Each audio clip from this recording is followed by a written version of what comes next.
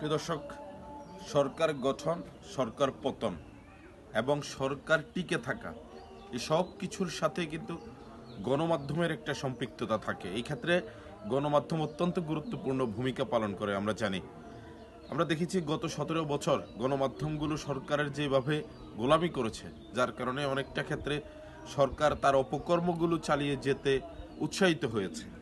তো এখন এই যে দালাল মিডিয়াগুলো, যেগুলো সরকারের টাকা খেয়ে দেশের জনগণের বিরুদ্ধে আচরণ করে, জনগণের বিরোধিতা করে বা জনগণের বিরুদ্ধে অবস্থান নেয়, সেই গণমাধ্যমগুলো যদি কন্টিনিউ এখনো থাকে, তাহলে কিন্তু এই জাতির জন্য আরেকটা এই ফ্যাসিবাদ কায়েম হতে পারে।